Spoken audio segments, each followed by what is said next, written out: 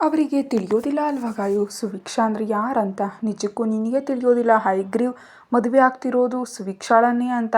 ಇನ್ನು ಹೇಗೆ ಅವರಿಗೆ ಗೊತ್ತಾಗುತ್ತೆ, ನೀನೇ ಹೇಳು. ಒಂದು ವೇಳೆ ತಿಳಿದ್ರೆ ಹೀಗೆ ಮಾಡುವುದಿಲ್ಲ ಅಲ್ವಾ ಅವರು. ಅರ್ಥ ಮಾಡ್ಕೊ ಅಂತ ನುಡಿದು ಸಮಾಧಾನವನ್ನು ಪಡಿಸ್ತಾ ಇದ್ರೆ. ಏನೋ ಶರತ್, ಸುವಿಕ್ಷಾಗೆ ಏನಾದರೂ ಆದರೆ ಅದನ್ನು ತಾಳ್ಕೊಡೋದಕ್ಕೆ ಮಾತ್ರ ನನ್ನಿಂದ ಆಗೋದೇ ಇಲ್ಲ. ಇನ್ನು ಜೀವನದಲ್ಲಿ ಅಣ್ಣನಿಗೆ ನನ್ನ ಮುಖಾನೇ ತೋರಿಸೋದಕ್ಕಾಗಲ್ಲ ಅಂತಾಳೆ ಅಳ್ತಾ. ಛೇ ಗಾಯು, ನೀನು ಭಯ ಪಡ್ತಿರುವಂತ ಏನೂ ಆಗೋದಿಲ್ಲ. ದೇವ್ರು ನಮಗೆ ತಿಳಿಯದಂತೆ ಹೈಗ್ರೀವ್ ಸುಭಿಕ್ಷಳನ್ನು ಪ್ರೀತಿಸುವಂತೆ ಮಾಡಿ ನಮ್ಮನೆ ಕಳಿಸಿದ್ದಾನೆ.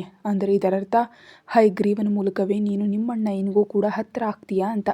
ನೀನು ಧೈರ್ಯವಾಗಿ ನೋಡು, ಎಲ್ಲನೂ ಸರಿ ಹೋಗುತ್ತೆ ಅಂತ ಅಂತಿದ್ರೆ. ಅದೇ ನಡೆದ್ರೆ ಈ ಜನ್ಮಕ್ಕೆ ಇನ್ನುಳಿದಂತೆ ಬೇರೇನೂ ಬೇಕಿಲ್ಲ ಅಂತ ಅಂತಾಳೆ. 5 ನಿಮಿಷಗಳ ನಂತರ ಯಶ್ ಆರತಿ ಜೊತೆಗೆ ಕೋಣೆಗೆ ಬರ್ತಾ ಇದ್ದಂತೆ ಗಾಯತ್ರಿ ಯಶ್ನನ್ನ ಕೋಪದಿಂದ ನೋಡ್ತಾ ಇರ್ತಾಳೆ. ಆರತಿ ತಲೆಯನ್ನು ಬಗ್ಗಿಸಿ ಕ್ಷಮಿಸಿ ಅತ್ತವ್ರೆ ಅಂತ ಕ್ಷಮಾಪಣೆಯನ್ನು ಕೇಳ್ತಾಳೆ.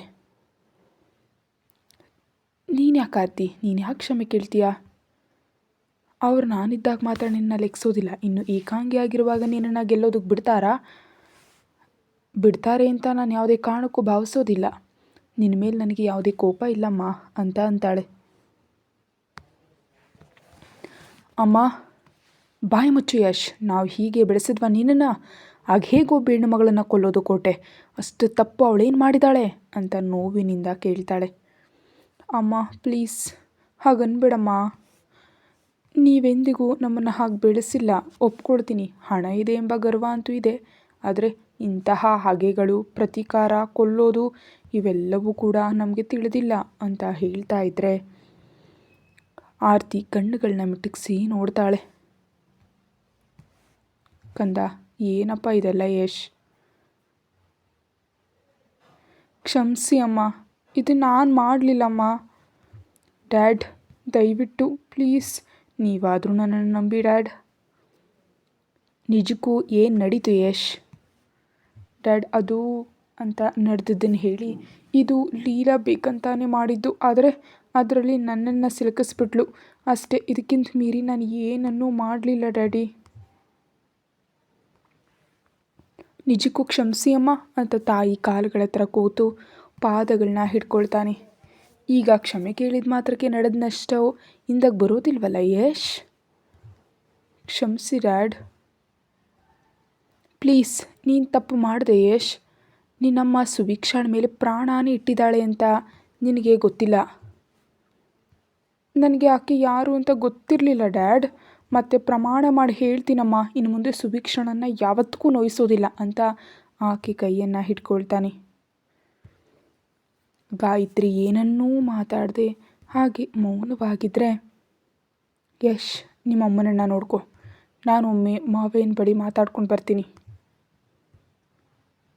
ಅಂತ ಹೇಳಿ ಮುಖ್ಯಮಂತ್ರಿಗಳು ಹೊರಗೆ ಹೋಗ್ತಾ ಇದ್ದಂತೆ ಆರತಿ ಬಂದು ಗಾಯತ್ರಿ ಪಕ್ಕದಲ್ಲಿ ಕೂತು ಅತ್ತೆ ಅಂತ ಅಂತಾಳೆ. ಆಕೆಯು ಆರತಿಯನ್ನು ಮಡಿಲಲ್ಲಿ ಮಲಗಿಸ್ಕೊಂಡು ಥ್ಯಾಂಕ್ ಯು ಆರತಿ, ನಾನು ಇಲ್ದಿದ್ರೂ ಸುಭಿಕ್ಷಾಗೆ ಬೆನ್ನೆಲುಬಾಗಿ ನಿಂತಿದ್ದಕ್ಕೆ ಅಂತ ಹೇಳ್ತಾ ಇದ್ದರೆ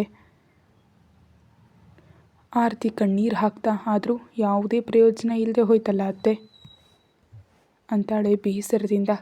ಯಶ್ ಅವರಿಬ್ಬರನ್ನ ನೋಡಿ ತಪ್ಪಿತಸ್ಥನಂತೆ ಭಾವಿಸ್ತಾನೆ. ಮುಖ್ಯಮಂತ್ರಿಗಳು ಹೊರಗೆ ಬರ್ತಿದ್ದಂತೆ ವೈದ್ಯರು ಬಂದು ಲೀಲಾಳಿಗೆ ಚಿಕಿತ್ಸೆಯನ್ನು ನೀಡಿ ಹೊರಟು ಹೋಗ್ತಾ ಇರ್ತಾರೆ. ಎಲ್ಲರೂ ಮತ್ತೆ ಹಾಲ್ನಲ್ಲಿ ಸೇರಿ ಕೂತ್ಕೊಳ್ತಾರೆ. ಅವ್ರ ಹತ್ರಕ್ಕೆ ಹೋಗಿ ಕೂತ್ಕೊಳ್ತಾರೆ ಶರತ್ ಅವರು ಕೂಡ. ಸಂಸದರು ಶರತ್ ಅವ್ರ ಕಡೆ ನೋಡ್ತಾ, ಏನಿದು ಮಾವ ಇದು, ಹೆಣ್ಮಗಳು ಅಂತ ಕೂಡ ನೋಡಿದೆ, ಅಷ್ಟು ಕ್ರೂರವಾಗಿ ಹೊಡೆಯೋದಾ? ಕೈ ಮುರ್ಕೊಂಡು ತಲೆಗೆ ಪೆಟ್ಟಾಗಿದೆ ಅಂತ ಕೋಪದಿಂದ ಚೀರ್ತಾ ಇದ್ದಂತೆ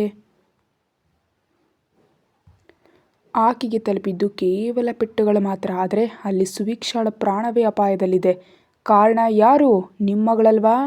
ಯಾವ ಗಂಡಸಾದರೂ ತನ್ನ ಹೆಂಡತಿ ಅಪಾಯದಲ್ಲಿದ್ದಾಗ ಅದಕ್ಕೆ ಕಾರಣರಾದವ್ರ ಮೇಲೆ ಒಂದು ಏಟು ನೀಡೋದು ತಪ್ಪಂತೀಯಾ ಅಂತ ಮೆಲ್ಲಗಂತಾರೆ.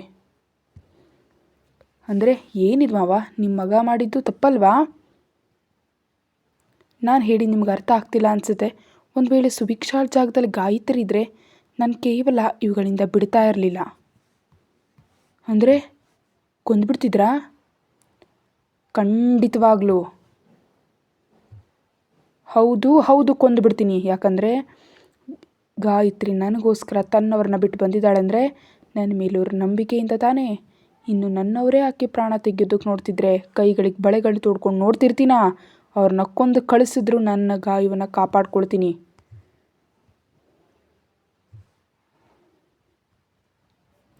ಮಾವ, ನೀವು ಈ ರಾಜ್ಯದ ಮುಖ್ಯಮಂತ್ರಿ ಮರ್ತು ಹೋದ್ರಾ? ಯಾಕೆ? ಚೀಫ್ ಮಿನಿಸ್ಟರ್ ಆದರೂ ಸರಿ, ಪ್ರಧಾನಮಂತ್ರಿ ಆದರೂ ಸರಿ, ನನ್ನ ಹೆಂಡತಿ ನಂತರವೇ ಅಲ್ಲ. ಏನಪ್ಪ, ಮದುವೆ ಆದವಳನ್ನ ತಲೆ ಮೇಲೆ ಕೂರಿಸ್ಕೊಂಡಿದ್ಯಾ? ಆದರೂ ಎಷ್ಟೇ ಹೆಂಡತಿ ಆದರೂ ಲೀಲಾ ಕೂಡ ನಮ್ಮ ಮೈದಿನಿ ತಾನೇ ಅಂತ ಅಜ್ಜಿ 2 ಕಾಲುಗಳನ್ನ ಮೇಲೆತ್ತು ಕೂತು ಆಕ್ರೋಶದಿಂದ ಅಂತ ಇದ್ದರೆ, ಅಮ್ಮ, ಅವನು ನಿನ್ನನ್ನು ಯಾವುದಕ್ಕೋ ಸಿದ್ಧವಾಗಿರೋದಕ್ಕೆ ಹೇಳಿದ್ದಾನೆ ಅಂತ ಅನಿಸುತ್ತೆ ಅಂತ ಚಂದ್ರ ವಿರಸವಾಗಿ ನೋಡ್ತಾನೆ ತಾಯಿಯನ್ನು. ಹೌದು, ಎಲ್ಲರೂ ನನ್ನ ಮೇಲೆ ಬೀಳೋರೆ ತಾನೇ ಅಂತ ಇದ್ದಂತೆ ಶರತ್ ಅವರು ಅಸಹನೆಯಿಂದ ಎದ್ದು ಕೋಣೆಗೆ ಹೋಗ್ಬಿಡ್ತಾರೆ. ನೋಡಿದ್ರಾ, ಅತ್ತೆ ಮಾವನಿಗೆ ಕೂಡ ತಮ್ಮ ಸೊಸೆ ಅಂದ್ರೇ ಹೆಚ್ಚು, ನನ್ನ ಮಗಳು ಅಂದರೆ ಎಲ್ರಿಗೂ ಕೀಳು ಎಂಬಂತೆ ನೋಡ್ತಿದ್ದಾರೆ. ಆ ನೋವಿನಿಂದಲೇ ಏನೋ ಹುಚ್ಚಾಟದ ಕೆಲಸ ಮಾಡಿದ್ರೆ ಆ ಮಾತ್ರಕ್ಕೆ ಹಾಗೆ ಹೊಡೆದು ಬಿಡ್ತಾರಾ ಅಂತ ಇದ್ದರೆ, ಮೀನಾ ಗಂಡನ ಕಡೆ ನೋಡಿ, ಓಹೋ, ನೋವಿನಿಂದ ಮಾಡಿದಾಳಾ ಅಂತ ಕೋಪದಿಂದ ಕೇಳ್ತಾಳೆ. ಇನ್ನು ಯಾರು ಏನನ್ನೂ ಮಾತಾಡದೆ ಹಾಗೆ ಮೌನವಾಗಿಬಿಡ್ತಾರೆ. ಸುವಿಕ್ಷಾಳ ಇರುವಿಕೆಯ ಸುಳಿವು ಸಿಕ್ಕಿದ ತಕ್ಷಣ ಹೈಗ್ರೀವ್ರ ಅಭಿನ್ ಜೊತೆಗೆ ಭದ್ರತೆಯೊಂದಿಗೆ 2ನೇ ಅತಿಥಿ ಗೃಹಕ್ಕೆ ತಲುಪಿ ಸಮಯ ಸರಿಸುಮಾರು 10:30 ಆಗ್ತಿದ್ರೆ ಕಳ್ಳತನದಿಂದ ಹೋಗೋ ಅಭ್ಯಾಸವಿಲ್ಲದ ಹೈಗ್ರೀವ್ ನೇರವಾಗಿ ದಾಳಿ ಮಾಡ್ತಾ ಅಲ್ಲಿದ್ದ ರೌಡಿಗಳನ್ನೆಲ್ಲ ಭದ್ರತಾ ಸಿಬ್ಬಂದಿ ಗುಂಡಿಕ್ತಿದ್ರೆ ಅವ್ರ ನಡುವಿನಿಂದ ನಡ್ಕೊಂಡು ಹೋಗಿ ಸಭಾಂಗಣದಲ್ಲಿ ನಿಲ್ತಾನೆ. ರಾಬಿನ್ ಕೂಡ ಬಂದವ್ರನ್ನ ಬಂದು ಗುಂಡಿಕ್ತಿದ್ರೆ ಹೈಗ್ರೀವ್ ಮಾತ್ರ ಮೆಟ್ಟಲುಗಳು ಹತ್ತಿ ಮೇಲಕ್ಕೆ ಹೋಗಿ ಎಲ್ಲ ರೂಮ್ಗಳನ್ನ ಪರಿಶೀಲಿಸಿ ಕೊನೆಯದಾಗಿರೋ ಕೋಣೆಗೆ ಹೋಗ್ತಾನೆ. ಅಲ್ಲಿಯ ಪ್ರಜ್ಞೆ ತಪ್ಪಿದ್ದ ಕೀರ್ತಿಯನ್ನು ನೋಡಿ ಒಂದು ಕ್ಷಣ ಆಘಾತಗೊಂಡು ವೇಗವಾಗಿ ಹತ್ರಕ್ಕೆ ಬಂದು ಮೊಣಕಾಲುಗಳ ಮೇಲೆ ಕೂತು ಕೀರ್ತಿ ಅಂತ ಮೆಲ್ಲ ಕೆನ್ನೆಯನ್ನು ತಡ್ತಾ ಆಕೆಯ ಮೈ ಮೇಲೆ ಇರುವ ಶಾಲನ್ನು ನೋಡ್ತಾನೆ. ಅದು ಸುವಿಕ್ಷಾಳದ್ದೇ ಅಂತ ಅರ್ಥ ಆಗಿ ಕೀರ್ತಿ ಅಂತ ಗಟ್ಟಿಯಾಗಿ ಕರಿತಾ ಕೆನ್ನೆ ಮೇಲೆ ಹೊಡಿತಾನೆ. ಆ ಏಟು ಗಟ್ಟಿಯಾಗಿ ತಗಲಿದ್ರಿಂದ ಮೆಲ್ಲ ಕಣ್ಣು ತೆರೆದು ಹೈಗ್ರೀವ್ನ ನೋಡಿ ಅಣ್ಣಯ್ಯ ಅಂತ ಹೈಗ್ರೀವ್ನನ್ನು ಅಳ್ತಾ ಹಾಗೆಯೇ ತಪ್ಕೊಂಡು ಬಿಡ್ತಾಳೆ. ಕೀರ್ತಿಯನ್ನು ಎಂದಿಗೂ ಹತ್ರಕ್ಕೆ ತೆಗೆದುಕೊಳ್ಳದೆ ಇರೋದ್ರಿಂದ ಸ್ವಲ್ಪ ಅಸಹನೆ ಅನಿಸಿದ್ರು ತಾನು ಯಾಕೆ ಅಳ್ತಿದ್ದಾಳೆ ಅಂತ ಅರ್ಥ ಆಗದೆ ಆಕೆ ಬೆನ್ನಿನ ಮೇಲೆ ತಡ್ತಾ, ಏನು ನಡೀತು ಕೀರ್ತಿ ಅಂತಾನೆ ಗಂಭೀರವಾಗಿ. ಕೀರ್ತಿ ಅಳತ್ಲೆ ನಡೆದಿದ್ದನ್ನೆಲ್ಲ ಹೇಳೋದಕ್ಕೆ ಪ್ರಾರಂಭಿಸ್ತಾಳೆ. ಯಾವುದಾದ್ರೂ ದಾರಿ ಇದೆಯೇ ಅಂತ ನೋಡ್ತಿದ್ದ ಸುವಿಕ್ಷಾಗೆ ಕಿಟಕಿ ಕಾಣಿಸುತ್ತೆ. ಅಮ್ಮಯ್ಯ ಅಂತ ಗಬಗಬನೆ ಬಂದು ನೋಡಿದ್ರೆ ಅದು ಸ್ವಲ್ಪ ಮುಚ್ಚಲ್ಪಟ್ಟಿರೋದ್ರಿಂದ ಬಾಲ್ಕನಿಯ ಬಾಗಿಲು ಕಾಣಿಸುತ್ತೆ. ಇದು ಬಂದರೂ ಪರವಾಗಿಲ್ಲ ಅಂತ ಬಾಗಿಲನ್ನು ತೆರೆಯೋದಕ್ಕೆ ಪ್ರಯತ್ನಿಸಿ ಅದು ಕೂಡ ಬೀಗ ಹಾಕಲಾಗಿದೆ ಅಂತ ಅರ್ಥ ಆಗಿ ತಲೆಯಲ್ಲಿಟ್ಟಿದ್ದ ಪಿನ್ ತೆಗೆದು ಬಹಳ ಹೊತ್ತು ಹೇಗೇಗೋ ತಿರುಗಿಸಿ ಅಂತಿಮವಾಗಿ ಬಾಗಿಲನ್ನು ತೆಗಿತಾಳೆ. ಪರಮೇಶ್ವರ, ದಯೆ ತೋರಿಸಿದೇನಪ್ಪ ಸ್ವಾಮಿ ಅಂದ್ಕೊಳ್ತಾ ಎಚ್ಚರಿಕೆಯಿಂದ ಅತ್ತ ಇತ್ತ ನೋಡ್ತಾ ನಡ್ಕೊಂಡು ಬರ್ತಾ ಇದ್ದರೆ ಒಂದು ಕೋಣೆಯಲ್ಲಿ ಹೆಣ್ಣು ಮಗಳ ಅಳುವಿನ ಶಬ್ದ ಕೇಳ್ತಿದ್ದಂತೆ ಯಾರು ಅಂದ್ಕೊಳ್ತಾ ಕಿಟಕಿ ಬಾಗಿಲಿನ ಪಕ್ಕಕ್ಕೆ ತಳ್ಳಿ ಪರದೆಯನ್ನು ಸರಿಸಿ ನೋಡಿ ಆಘಾತದಿಂದ ಬಿಗಿದ್ಕೊಂಡು ಬಿಡ್ತಾಳೆ. ಕೀರ್ತಿ ಅಂತ ಅಂದ್ಕೊಳ್ತಿದ್ರೆ ಆಗಷ್ಟೇ ಅಮ್ಮ ಅಂತ ಕೀರ್ತಿ ಚೀರಾಟದ ಶಬ್ದಕ್ಕೆ ಎಚ್ಚೆತ್ತು ಆತಂಕದಿಂದ ಒಳಗೆ ಹೋಗೋದಕ್ಕೆ ನೋಡ್ತಾಳೆ. ಕೀರ್ತಿ ಚೀರಾಟಕ್ಕೆ ಸುವಿಕ್ಷೆ ಎಚ್ಚೆತ್ತು ಹೀಗಾದರೂ ಸರಿ ಒಳಗೆ ಹೋಗಲೇಬೇಕಂತ ಸುತ್ತಲೂ ನೋಡ್ತಾಳೆ. ಅಲ್ಲಿ ಯಾವುದೇ ಕೋಲ್ನಂಥ ವಸ್ತು ಕಾಣಿಸೇ ಇದ್ದಿದ್ದರಿಂದ ಹೂವಿನ ಕುಂಡ ಇಟ್ಟ ಪೀಠ ಕಾಣಿಸಿ ಗಬಗಬನೆ ಹೂವಿನ ಕುಂಡವನ್ನು ಕೆಳಗೆಸ್ತು ಪೀಠದಿಂದ ಬಾಗಿಲನ್ನು ಬಡಿತಾಳೆ.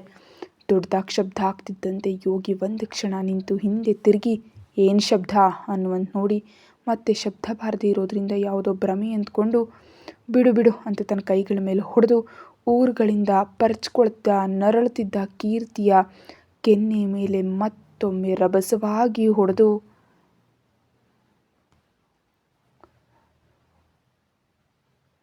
ಆಕೆ ಮೇಲಿನ ಉಡುಪಿನ ಮೇಲೆ ಕೈಯನ್ನು ಇಡ್ತಾನೆ.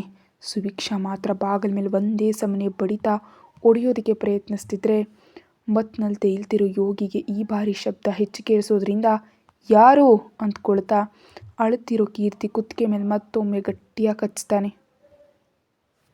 ಕೀರ್ತಿ ಅಮ್ಮ ಅಂತ ಚೀರ್ತಾ ಯೋಗಿಯನ್ನು ಬಿಡಿಸ್ಕೊಳ್ಳೋದಕ್ಕಾಗದೆ ತನ್ನ ಮೇಲೆ ತನಗೆ ಕೋಪ ಬರ್ತಿದ್ರೆ ಆಗ ರಿಷಿ ಕಣ್ಣುಗಳ ಮುಂದೆ ಬಂದು ಕೋಪವೂ ಇಲ್ಲವಾಗಿ ಜೀವನದ ಮೇಲಿನ ಆಸೆಯನ್ನೇ ಬಿಟ್ಬಿಡ್ತಾಳೆ. ಏನು ಕೀರ್ತಿ, ನೋವಾಗ್ತಾ ಇದೆಯಾ? ನಿನ್ನ ಸೌಂದರ್ಯವನ್ನು ನೋಡ್ತಿದ್ರೆ ನನಗೂ ಇಲ್ಲಿ ನೋವಾಗ್ತಿದೆ ಅಂತ ತನ್ನ ಎದೆ ಮೇಲೆ ಕೈ ಇಟ್ಟು ತೋರಿಸ್ತಾ, ನೀನೇನು ಆತಂಕ ಪಡಬೇಡ, ನಿನ್ನ ತಕ್ಷಣ ಬಿಡೋದಿಲ್ಲ.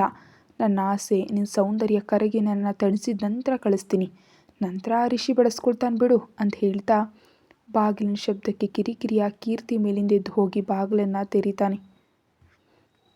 ಅಷ್ಟರೊಳಗೆ ಸುಭಿಕ್ಷಾ ಪೂರ್ಣ ಕೋಪದಿಂದ ಉಮ್ಮಳಿಸ್ತಾ ಬಾಗಿಲ ಮೇಲೆ ಹಾಕಬೇಕಾದ ಪೆಟ್ಟು ಯೋಗಿ ನೆತ್ತಿ ಮೇಲೆ ಬೀಳುತ್ತೆ.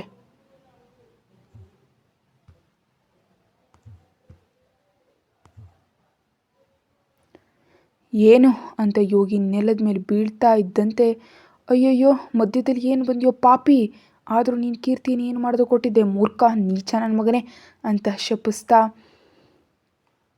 ಅದರಿಂದ ನಾನು ಇಷ್ಟ ಬಂದಂಗೆ ಯೋಗಿನ ಹೊಡಿತಾನೇ ಇರ್ತಾಳೆ. ಯೋಗಿ ತಡೆಯೋದಕ್ಕೆ ನೋಡಿದ್ರು ಸುಭಿಕ್ಷಾ ಆವೇಶದಿಂದ ಇನ್ನೂ 4 ಪೆಟ್ಟುಗಳು ನೀಡಿ ಹಾಸಿಗೆ ಮೇಲೆ ಅಳ್ತಾ ಇರುವಂತಹ ಕೀರ್ತಿಯನ್ನು ನೋಡಿ ಗಬಗಬನೆ ಮೈ ಮೇಲಿದ್ದ ಶಾಲನ್ನು ತೆಗೆದು ಕೀರ್ತಿ ಸುತ್ತಲೂ ಅದನ್ನು ಒತ್ತಿಸಿ, ಕೀರ್ತಿ ನಿನಗೇನೂ ಆಗಿಲ್ವಲ್ಲ ಅಂತ ಕೇಳ್ತಾಳೆ. ಸುಭಿಕ್ಷಾಳನ್ನು ಯೋಗಿ ಹತ್ರ ನೋಡಿದ ಕೂಡಲೇ ಆಘಾತಗೊಂಡ ಕೀರ್ತಿ ಈಗ ತನ್ನ ಕಾಪಾಡಿದ್ರಿಂದ ಸುಭಿಕ್ಷಾಳ ವಿಚಾರದಲ್ಲಿ ನಡ್ಕೊಂಡು ನಡವಳಿಕೆ ನೆನಪಿಗೆ ಬಂದು ಅತ್ತಿಗೆ ಅಂತ ಸುಭಿಕ್ಷಾಳನ್ನು ಅಪ್ಕೊಂಡು ಜೋರಾಗಿ ಹತ್ಬಿಡ್ತಾಳೆ.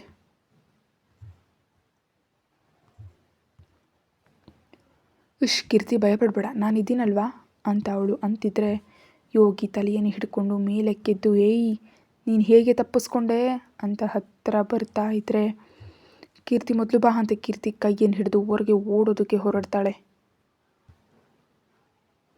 ಯೋಗಿ ವೇಗವಾಗಿ ಬಂದು ಕೈಗೆ ಸಿಕ್ಕ ಸುಭಿಕ್ಷಾ ಜಡಿಯನ್ನು ಹಿಡಿದು ತಡೆದು ನಿಲ್ಲಿಸ್ತಾನೆ.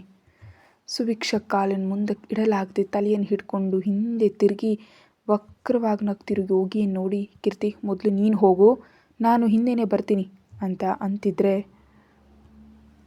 ಇಲ್ಲ ಅದಕ್ಕೆ ಇಬ್ಬರು ಒಟ್ಟಿಗೆ ಹೋಗೋಣ ಅಂತ ಕೋಪದಿಂದ ಯೋಗಿಯನ್ನು ಹೊಡೆಯೋದಕ್ಕೆ ಮುಂದಕ್ಕೆ ಬರ್ತಾಳೆ ಕೀರ್ತಿ. ಯೋಗಿ ಕೀರ್ತಿ ಕೈಯನ್ನು ಹಿಡಿದು ಮುಂದಕ್ಕೆ ತಿರುಗಿಸಿ ತನ್ನ ಮುಂಗೈನ ಕೀರ್ತಿ ಕುತ್ತಿಗೆ ಸುತ್ತಲೂ ಹಾಕಿ ಗಟ್ಟಿಯಾಗಿಟ್ಕೊಂಡು, ಎಲ್ಲಿಗೊಟ್ಟಿದೆಯಾ, ಈ ದಿನ ನಿನ್ನ ಕೊಬ್ಬನ್ನು ಅಡಗಿಸ್ದೆ ಬಿಡೋ ಮಾತೇ ಇಲ್ಲ ಅಂತ ಹೇಳ್ತಾ ಕೀರ್ತಿಯನ್ನು ಗಟ್ಟಿಯಾಗಿ ಒತ್ತಿ ಹಿಡಿತಾನೆ.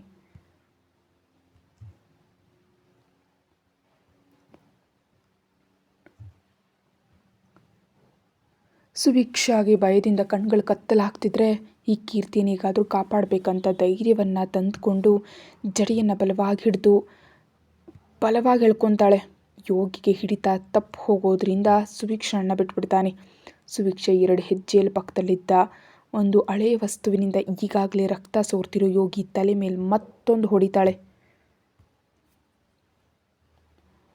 ಪಾಪಿ ಕೆಟ್ಟ ನನ್ನ ಮಗನೇ, ಹೆಣ್ಣು ಮಗಳನ್ನು ಅಳಿಸ್ತೀಯೇನೋ ಅಂತ ಅಂದ್ಕೊಂಡು ಬಿಡುವಿಲ್ಲದೆ ಹೊಡಿತಾನೇ ಇದ್ದರೆ ಆವಾಗ ಕೀರ್ತಿಯನ್ನು ಬಿಡಿಸ್ಕೊಳ್ಳೋದ್ರಿಂದ ಒಂದು ಕೈಯಿಂದ ಸುಭಿಕ್ಷಾಳನ್ನು ಎದುರಿಸೋದು ಕಷ್ಟ ಅನಿಸುತ್ತೆ ಯೋಗಿಗೆ. ಸುಭಿಕ್ಷಾ ಮಾತ್ರ ಅವಕಾಶವನ್ನು ನೀಡದೆ ಬಲವಾಗಿ ಕೀರ್ತಿಯನ್ನು ಹಿಡ್ಕೊಂಡಿದ್ದಂತಹ ಕೈ ಮೇಲೆ ಗಟ್ಟಿಯಾಗಿ ಹೊಡೆದು ಬಿಡ್ತಾಳೆ ಈ ಬಾರಿ. ಅಷ್ಟರಲ್ಲಾಗಲೇ ನೋವಿಗೆ ಚೀರ್ತಾ ಇರುವಂತಹ ಯೋಗಿ ಕೈಗೆ ಗಟ್ಟಿಯಾಗಿ ಪೆಟ್ಟು ತಗಲಿದ್ರಿಂದ ತಡ್ಕೊಳ್ಳೋದಕ್ಕಾಗದೆ ಕೀರ್ತಿಯನ್ನು ಬಿಟ್ಟು ಕೆಳಗೆ ಬಿದ್ದೇ ಬಿಡ್ತಾನೆ. ಅದಕ್ಕೆ ಅಂತ ಕೀರ್ತಿ ಅಂತ ಇದ್ದರೆ, ಮೊದಲು ಇಲ್ಲಿಂದ ಬಾ ಕೀರ್ತಿ ಅಂತ ಯೋಗಿಗೆ ಮತ್ತೊಂದು ಪೆಟ್ಟನ್ನು ನೀಡಿ ಕೀರ್ತಿ ಕೈಯನ್ನು ಹಿಡಿದು ಹೊರಗೆ ಓಡ್ತಾ ಇದ್ದರೆ ಯೋಗಿ ತಲೆ ಮೇಲೆ ಕೈ ಇಟ್ಕೊಂಡ್ಬಿಟ್ಟು, ಏಯ್ ನಿಲ್ಲು ಅಂತ ಮಂಕಾಗಿರೋ ತಲೆಯನ್ನು ಅಲುಗಾಡಿಸ್ತಾ ಹೊರಗೆ ಬರ್ತಾನೆ. ಕೆಳಗಿದ್ದ ಕಾವಲುಗಾರನ ಕರೀತಾ, ಏಯ್ ಅವರು ತಪ್ಪಿಸ್ಕೊಳ್ತಿದ್ದಾರೆ, ಹಿಡೀರಿ ಅಂತ ಚೀರ್ತಾನೆ ಯೋಗಿ. ಯೋಗಿಯ ಚೀರಾಟಕ್ಕೆ ಕೆಳಗೆ ಹೋದರೆ ಖಂಡಿತವಾಗಿ ಸಿಕ್ಕಾಕೊಳ್ತೀವಿ ಅಂತ ಕೀರ್ತಿ, ಅವ್ರನ್ನ ನಾನು ದಾರಿ ತಪ್ಪಿಸಿ ಬರ್ತೀನಿ, ನೀನು ಇಲ್ಲೇ ಇರು, ಕೋಣೆ ಬಾಗಿಲನ್ನು ತೆರೆದು ಬೇಡ ಅತ್ತಿಗೆ ಅಂತಿದ್ರು. ದಯವಿಟ್ಟು ಸ್ವಲ್ಪ ಸಮಯ ಇರು ಅಂತ ಕೀರ್ತಿಯನ್ನು ಒಳಗೆ ತಳ್ಳಿ ಹೊರಗೆ ಬಾಗಿಲು ಹಾಕಿ ಮೇಲಿನ ಮಹಡಿಗೆ ಓಡ್ತಾ ಹೋಗ್ತಾ ಇದ್ರೆ, ಎಲ್ಲಿ ತಪ್ಪಿಸ್ಕೊಳ್ತೀರಾ ಅಂತ ಯೋಗಿ ಕೆಳಗೆ ಮೇಲೆ ಬೀಳುತ್ತಾ ಕಾವಲುಗಾರರಿಗಿಂತ ಮುಂಚೆ ಸುವಿಕ್ಷಾಳಿಗಾಗಿ ಹಿಂದೆ ಬರ್ತಾನೆ. ಆದರೆ ಕೀರ್ತಿ ಆತನಿಗೆ ಕಾಣಿಸ್ದೇ ಇರೋದ್ರಿಂದ ಇಷ್ಟರೊಳಗಡೆ ಹೆಂಗೆ ತಪ್ಪಿಸ್ಕೊಂಡ್ಬಿಟ್ಲು ಅಂತ ಆತ ಯೋಚಿಸ್ತಾ ಹಾಗೆ ಬರ್ತಾ ಇದ್ರೆ, ಹೋಗ್ತಾ ಹೋಗ್ತಾ ಯಾವುದೇ ದಾರಿ ಆಕೆಗೆ ಕಾಣಿಸ್ದೆ ಕೊನೆಯದಾಗಿರೋ ಒಂದೇ ಒಂದು ಕೋಣೆಯನ್ನು ನೋಡಿ ಪರಮೇಶ್ವರ ಅಂದ್ಕೊಳ್ತಾ ಬಾಗಿಲನ್ನು ತೆರೆದು ಒಳಗೆ ಹೋಗಿ ಮುಚ್ಕೊಳ್ಳೋದಕ್ಕೆ ಹೋಗ್ತಾ ಇದ್ದರೆ, ಯೋಗಿ ತಕ್ಷಣವೇ ತನ್ನ ಕಾಲಿನಿಂದ ಬಾಗಿಲನ್ನು ಒದ್ದೆಯೋದ್ರಿಂದ ಸುವಿಕ್ಷಾ ಕೆಳಗೆ ಬಿದ್ದರು. ಯೋಗಿ ಹಿಡಿಯೋ ಮುಂಚೆನೇ ಎದ್ದು ಗಬಗಬನೆ ಶೌಚಾಲಯಕ್ಕೆ ಹೋಗಿ ಬಾಗಿಲನ್ನು ಹಾಕ್ಕೊಂಡು ಬಿಡ್ತಾಳೆ.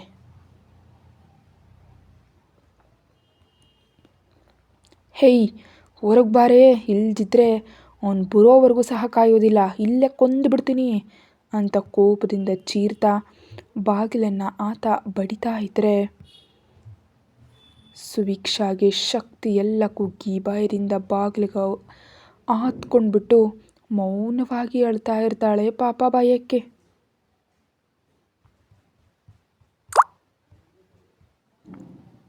ಅಷ್ಟರಲ್ಲಿ ರೌಡಿಗಳು ಒಳಗೆ ಬರ್ತಿದ್ದಂತೆ, ಏಯ್, ಕೀರ್ತಿ ತಪ್ಪಿಸ್ಕೊಂಡಿದ್ದಾಳೆ ಅಂತ ಯೋಗಿ ಹೇಳ್ತಿದ್ರೆ, ಇಲ್ಲ ಸರ್, ನಾವು ಕೆಳಗಿದ್ದೀವಿ, ಆ ಹುಡುಗಿ ಕೆಳಗೆ ಬರಲೇ ಇಲ್ಲ ಅಂತ ಅಂತಾರೆ. ಆ ಮಾತನ್ನು ಕೇಳಿ ಸುವಿಕ್ಷಾ ಇನ್ನೂ ಸ್ವಲ್ಪ ಅಳ್ತಾ, ತಂದೆ ಪರಮೇಶ್ವರ, ಒಬ್ಬ ಹೆಣ್ಣು ಮಗಳ ಜೀವನ ಇದು, ಹೇಗಾದರೂ ಕೀರ್ತಿನ ಕಾಪಾಡು ಸ್ವಾಮಿ ಅಂತ ಅವಳು ಪ್ರಾರ್ಥಿಸ್ಕೊಳ್ತಾ ಇದ್ರೆ, ಹಾಗಾದರೆ ಹಿಂದಿನ ಬಾಗಿಲಿಂದ ಹೋಗಿರಬಹುದು, ಒಮ್ಮೆ ಪರಿಶೀಲಿಸಿ ಹೋಗಿ ಅಂತ ಆಜ್ಞೆಯನ್ನು ನೀಡ್ತಾನೆ. ಅವರು ಹೋಗ್ತಾ ಇದ್ದಂತೆ ಕಣ್ಣುಗಳು ಮಬ್ಬಾಗಿ ಕಾಣಿಸ್ತಾ ಇದ್ದಿದ್ದರಿಂದ ಹಾಸಿಗೆ ಮೇಲೆ ಕೂತ್ಕೊಳ್ತಾ, ಎಷ್ಟು ಧೈರ್ಯ ಇದ್ದರೆ ನನ್ನನ್ನೇ ಹೊಡಿತಾಳೆ, ನೋಡ್ತಿರೋ ನಿನ್ನನ್ನು ಎಷ್ಟು ನೋಯಿಸ್ತಾ ಸಾಯಿಸ್ತೀನಂದರೆ ಆ ನೋವನ್ನು ತಡ್ಕೊಳ್ಳೋದಕ್ಕಾಗದೆ ನಿನ್ನಷ್ಟಕ್ಕೆ ನೀನೇ ನನ್ನ ಕೊಂದು ಹಾಕು ಅಂತ ಬೇಡ್ಕೊಳ್ತಾ ನನ್ನ ಕಾಲುಗಳನ್ನ ಹಿಡ್ಕೊಳ್ಬೇಕು ಅಂತ ಹೇಳ್ತಾ ಕೋಪದಿಂದ ಉಮ್ಮಳಿಸ್ತಾನೆ ಯೋಗಿ. ಕತೆ ಮುಂದುವರಿಯುತ್ತೆ. ಹೆಚ್ಚಿನ ವಿಡಿಯೋಗಾಗಿ ಚಾನಲ್ಗೆ ಮೆಂಬರ್ಶಿಪ್ ತಗೊಳ್ಳಿ.